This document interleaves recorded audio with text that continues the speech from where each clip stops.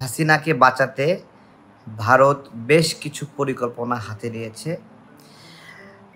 আর সেই পরিকল্পনাগুলো নিয়েই আজকে আলোচনা করব যে ভারত কি কৌশলে কাজ করতে চায় বা কাজ করবে। আমি আপনাদেরকে প্রত্যেকটা বিষয়ে প্রমাণ ছাড়া কোনো কথা বলবো না আজকে। প্রথমত, ভারত হাসিনাকে নিয়ে যে পরিকল্পনা করতে চায় তার জন্য সময় প্রয়োজন এবং এটা শর্ট টাইমে করতে পারবে না।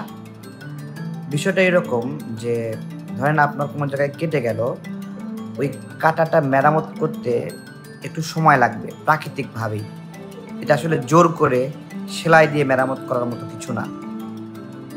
ঠিক হাসিনার ক্ষেত্রে যেটা ঘটেছে, গণহত্যা, শোক, মৃত্যু, আহত, এই পুরো বিষয়টা মেরামত করতে আপনার একটা সময় লাগবে। ভারত হাসিনাকে পুনরুদ্ধার করতে অথবা পুনঃপ্রতিষ্ঠা করতে সেই সময়টুকুই চায়। আমি আজকে আপনাদেরকে সেই প্রমাণগুলো দেখাবো। যারা দেখছেন লাইভটা শেয়ার করতে পারেন আর আপনাদের মন্তব্যও দেখাতে পারেন। আমি কেন শুরু থেকে আমার কার্যক্রমটা একটু ভিন্ন পথে চালাইছি, আপনারা অনেকে হতাশ হয়েছেন আমার আচরণে। আজকে তার পূর্ণ জবাব আপনারা পাবেন। চলেন আমরা দেখাই। দেখেন, আওয়ামী লীগ পুনর্বাসন নিয়ে ভারতের পররাষ্ট্র মন্ত্রণালয়ে রুদ্ধদ্বার বৈঠক। গত 20 সেপ্টেম্বর ভারতের পররাষ্ট্র মন্ত্রণালয়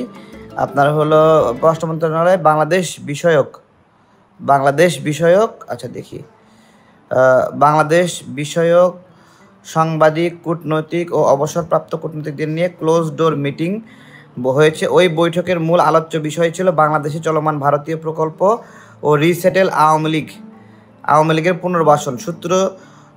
বৈঠক সূত্রে জানা গেছে যে সেখানে সাংবাদিক ও আমলাদের পাশাপাশি বেশ কয়েকজন অধ্যাপককেও সেখানে বেশ কয়েকজন অধ্যাপকও ছিল আর কি। আচ্ছা, তাদের মতামত দেওয়ার জন্য আমন্ত্রণ জানানো হয়। বৈঠকে ছিলেন observer research foundation, ORF, Vivekananda foundation এবং institute of defence studies and অ্যানালাইসিসের প্রতিনিধিরা।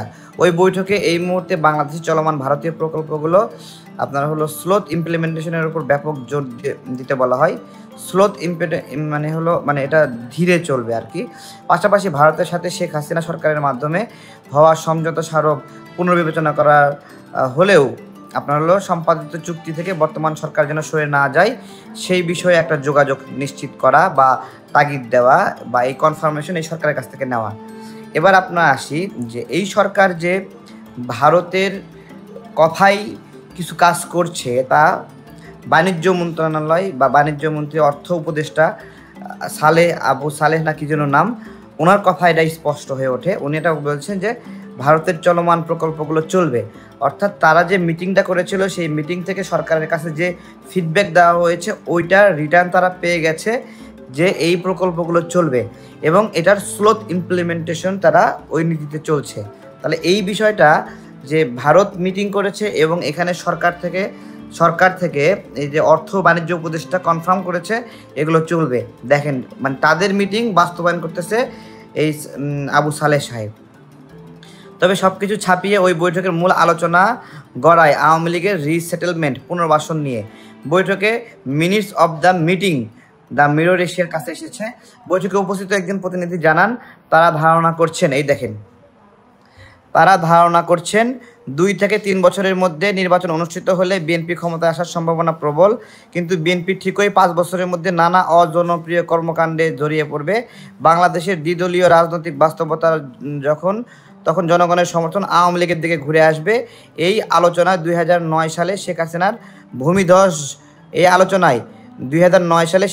ভূমিধস জয়ের উদাহরণ টানা হয়।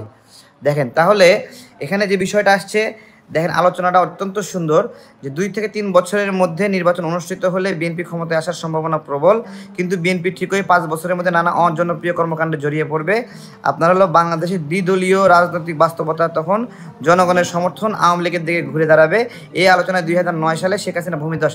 এইখানে কৌশলে একটা প্যাচ মারা হয়েছে এই নিউজের মধ্যে। দেখেন, মানে এই নিউজটা মানে হলো আমরা যেন প্রচার করি এবং এই নিউজের মাধ্যমে একটা মানে কমন ব্রেন আপনার হলো সেট আপ হয় যে নির্বাচনটা আসলে কতদিনের মধ্যে হওয়া উচিত।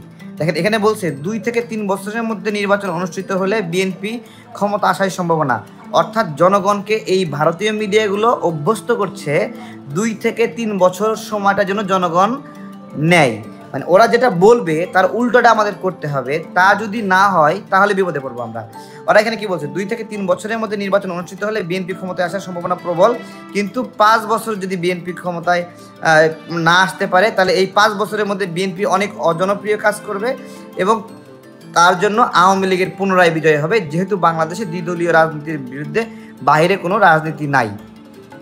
দেখেন তার মানে ইন্ডিয়ান এই পত্রিকা আমাদের কাছে থ্রো করতেছে 2 থেকে 3 বছরের মধ্যে নির্বাচন হলে বিএনপি জয়ী হবে।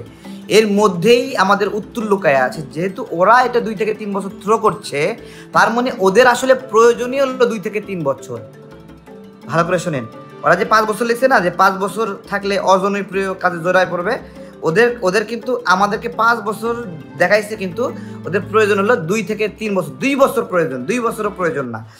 এরপরে দেখেন, এবার আসেন যে এই যে অজনপ্রিয় কাজ, মানে বিএনপিকে অজনপ্রিয় করার কাজটা আসলে দেখাবে কে?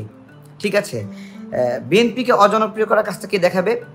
ভারতের দালাল যে মিডিয়াগুলো আছে বাংলাদেশে, তারা শিডিউল করে করে প্রত্যেকটা জায়গায় বিএনপি অপরাধ করুক না করুক ওইটাকে মানে ওটার ন্যারেটিভটা বিএনপি বিরোধীভাবে উপস্থাপন করবে। যেমন আমি আপনাদেরকে বলি, কোনো একটা বাজার কমিটি হবে, বাজার কমিটি আগে আওয়ামী লীগ ছিল, ওইটা ভেঙে দিয়ে বিএনপি জামাত তারা বাজার কমিটি করবে, তাই না? এদের কাজ কি হবে? এরা বলবে, এদের ন্যারেটিভটা কেমন হবে, যেটা যমুনা টিভি অথবা অন্যান্য টিভিগুলো শুরু করছে অলরেডি, আমি নামটা বলেই দিলাম একটু, ঠিক আছে? ন্যারেটিভটা এরকম হবে যে আগে ছিল আওয়ামী লীগ, এখন আসতে বসলো বিএনপি। ন্যারেটিভটা বুঝছেন? তারপরে আরেকটা ন্যারেটিভ কীরকম করে আসবে, যে এইখানে আগে এই অফিসে আওয়ামী লীগের নেতারা বসতো, এখান থেকে চাঁদাবাজি হতো, এখন এখানে এসে বসছেন বিএনপির নেতারা। মানে ন্যারেটিভটা বুঝতে পারছেন? এটাকে খুব সহজভাবে নেওয়ার একদম কারণ নাই। এইটা একটা ইন্ডিয়ান এজেন্ডা, যে এইভাবে মানে এই বসাটাকেই ক্রাইম হিসেবে নিচ্ছে। দেখেন যে বাস স্ট্যান্ড, তারপরে হলো শ্রমিক পরিবহন, তারপরে মালিক সমিতি, এই সব কিছুতে সমিতিগুলো কি থাকবে না ভ্যানিশ হয়ে যাবে? Yes or no? তাহলে এই সমিতিগুলোতে মানে আওয়ামী লীগের পতনের পরেও আওয়ামী লীগই থাকবে না বিএনপি আসবে? তাহলে এইখানে মিডিয়াগুলো যেভাবে নেগেটিভ ন্যারেটিভ দাঁড় করাবে যে আওয়ামী লীগ চলে গেলেও এখন মানুষ পরিবর্তন হয়েছে কিন্তু সমিতি পরিবর্তন হয় নাই। ভালো করে বোঝেন, কিন্তু এই ন্যারেটিভগুলো মানে এগুলো কে করবে? আওয়ামী মিডিয়াগুলো করবে। এবং এই মিডিয়াগুলো এখনও কার আছে? এখনও আওয়ামী লীগেরই আছে। এবং এগুলোকে আমরা মানে জনগণের জন্য নিয়ন্ত্রণের কোনো মিনিমাম ব্যবস্থা নেওয়া হয়নি, মিনিমাম। যেমন আমি আপনাকে বলি যে সালমান এফ রহমানের যে টিভি চ্যানেলটা, ও জেলে গেছে কিন্তু ওর টিভি চ্যানেলটা অক্ষত ওইভাবেই আছে। এটা পুরোটা কিন্তু লুটপাট করা টাকার একটা টিভি চ্যানেল। এখানে থাকতে পারে সাংবাদিকরা ভালো, হতে পারে ভালো, কিন্তু এখনও কিন্তু তারই আছে। আমি জাস্ট বলছি যে মালিকানা কোনো পরিবর্তন হয়নি। আচ্ছা, ভবিষ্যতে আওয়ামী লীগের জন্য সে পথ খোলা রাখতে বর্তমান সংস্কার প্রক্রিয়া এবং আসন্ন নির্বাচনে আওয়ামী লীগের অংশগ্রহণ নিশ্চিত করতে তাগাদা দেওয়া হয়। এই যে তাগাদা দেওয়া হয়, এই তাগাদাগুলো কে বাস্তবায়ন করতেছে? আসিফ নজরুলরা বাস্তবায়ন করতেছে। কে বাস্তবায়ন করতেছে? সাখাওয়াত সাহেবরা বাস্তবায়ন। তারা বলতেছে যে তারা আওয়ামী লীগ দল গুছায় এসে নির্বাচনে অংশগ্রহণ করুক। তারপরে ভবিষ্যতে আওয়ামী লীগের জন্য সে পথ খোলা রাখতে বর্তমান প্রক্রিয়া ও আসন্ন নির্বাচনে আওয়ামী লীগের অংশগ্রহণ নিশ্চিত করতে তাগাদা দেওয়া হয়। বৈঠকে একজন থিঙ্ক ট্যাঙ্ক প্রতিনিধি রিসেটেল আওয়ামী লীগ পরিকল্পনা চূড়ান্ত করার আগে বাংলাদেশে গিয়ে দেখেন, এবার আসেন, এবার মূল খেলাটা, বাংলাদেশে গিয়ে অরাজনৈতিক বন্ধুদের পরামর্শ নেওয়ার কথা বলেন।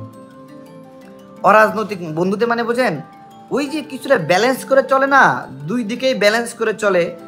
এবার ওদেরকে বাংলাদেশে গিয়ে ওদের সঙ্গে কথা বলতে বলেন। এবার কথা বলার অর্থ কি? কথা বলার অর্থ ওদের মতামত নেওয়া। কথা বলার অর্থ হলো তাদেরকে টাকা দেওয়া, অর্থ দেওয়া, পয়সা দেওয়া এবং তাদেরকে ধীরে ধীরে মানে বিএনপিকে অজনপ্রিয় করে বা জামাতকে অজনপ্রিয় করে আওয়ামী লীগের কাছাকাছি জনগণকে নিয়ে যাওয়ার একটা মানে ব্যবস্থা করা। তারপর উপস্থিত গোয়েন্দা সংস্থার কর্মকর্তা বলেন, ইতিমধ্যে দিল্লি, কলকাতা ও আগরতলায় বেশ কয়েকজন আওয়ামী লীগ নেতা, কেন্দ্র থেকে তৃণমূল পর্যায়ের নেতা আশ্রয় নিয়েছে। তারা সংঘবদ্ধ হওয়ার জন্য ভারতীয় কর্তৃপক্ষের সমর্থন চেয়েছে। ভারতে আওয়ামী লীগকে রাজনৈতিক কর্মকাণ্ড করতে দেওয়া হবে কিনা সে ব্যাপারে অল পার্টি পার্লামেন্টারিয়ান কমিটির অনুমতি লাগবে।